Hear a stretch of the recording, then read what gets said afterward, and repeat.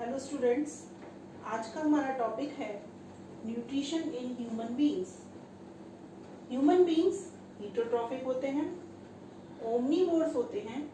Heterotrophic मतलब अपना खाना दूसरों से लेते हैं, ओमनीवोर्स जो प्लांट्स और एनिमल्स दोनों को खाते हैं। होलोजोइक मोड ऑफ न्यूट्रिशन होता है इनमें, जो कि पहले भी हम बता चुके हैं कि 5 स्टेप्स में कंप्लीट होता है। Ingestion, digestion, absorption, assimilation and egestion. Ingestion mouth से स्टार्ट होता है, माउथ में होता है, जैसा कि खाने को लेना वो माउथ से जरिए माउथ से लेते हैं। नेक्स्ट स्टेप डाइजेशन, जो कि ओरल कैविटी, फेरिंग्स, ईसोफेगस और स्टमक में कंप्लीट होता है। थर्ड स्टेप एब्जॉर्प्शन, वो स्मॉल इंटेस्टाइन और लार्ज इंटेस्टाइन में होता है। एसिमिलेशन, जो एनर्जी रिलीज होती है वो फूड ब्लड में मिल जाती है और उसके बाद फूड का इजेशन यानी वेस्ट मटेरियल इवैक्यूएट किया जाता है इजेशन के जरिए। इसमें डाइजेशन यहाँ होता है, उसके बाद एब्जॉर्प्शन स्मॉल इंटेस्टाइन में होता है। स्मॉल इंटेस्टाइन को हम 3 पार्ट्स में डिवाइड कर सकते हैं, ड्यूडेनम, जेजुनम और इलियम। और लार्जेस्ट इंटेस्टाइन को भी हम 3 पार्ट्स में डिवाइड कर सकते हैं, सीकम, कोलोन और रेक्टम। इतना समझने के बाद अब हम ह्यूमंस की एलिमेंट्री कैनाल और उससे रिलेटेड डाइजेस्टिव ग्लैंड्स के बारे में थोड़ा सा समझ लेते हैं और नेक्स्ट वीडियो में हम इसकी डिटेल में बताएंगे। खाना सबसे पहले माउथ से लिया जाता है। माउथ से लेने के बाद खाना ओरल कैविटी में जाता है। ओरल कैविटी में 3 पेयर्स ऑफ सैलिवरी ग्लैंड्स जो होती हैं वो होती हैं, जिससे कि जो सलाइवा निकलता है वो मुंह से लिए हुए खाने में मिल जाता है। खाना चबाया जाता है ओरल कैविटी में, जहां पर दांत होते हैं, टीथ होते हैं। इसके बाद ओरल कैविटी से खाना फेरिंग्स में जाता है और फेरिंग्स से खाना ईसोफेगस में जाता है।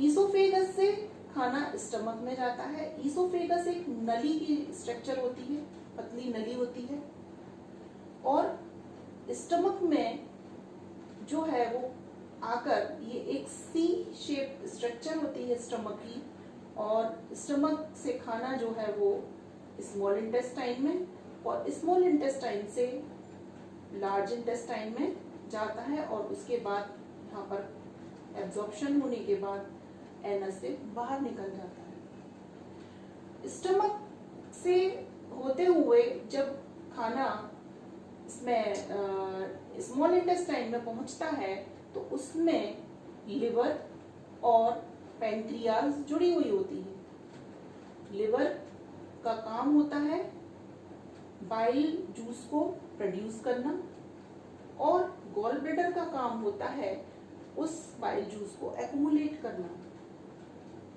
पैंक्रियाज जो है वो एक एंडोक्राइन और एक्सोक्राइन दोनों टाइप की ग्लैंड होती है। यहाँ स्टमक तक तो मीडियम जो है वो एसिडिक होता है फूड का, और स्मॉल इंटेस्टाइन में आकर खाने का मीडियम जो है वो एल्कलाइन हो जाता है। यहाँ पर इसके 3 पार्ट्स में डिवाइड किया गया है स्मॉल इंटेस्टाइन को, वो है ड्यूडेनम, जेजुनम और इलियम। स्मॉल इंटेस्टाइन में विलाई एक स्ट्रक्चर होती है छोटी छोटी, जो कि इसकी एरिया को बढ़ा देती है और इसमें सबसे ज्यादा इसका एब्जॉर्प्शन होता है खाने का। इसके बाद खाना जो है वो लार्ज इंटेस्टाइन में आ जाता है। लार्ज इंटेस्टाइन को भी हम 3 पार्ट्स में डिवाइड कर सकते हैं, सीकम, कोलोन और रेक्टम। और यहाँ से होते हुए खाना वो एनस के जरिए बाहर इवैक्यूएट किया जाता है और इजेशन हो जाता है। ये तो हुई हमारी एलिमेंट्री कैनाल। ये एलिमेंट्री कैनाल बहुत कॉइल्ड स्ट्रक्चर होती है। अगर इसको हम खोलें और इसको पूरा खोल दें तो ये अबाउट 9 मीटर लॉन्ग होती है।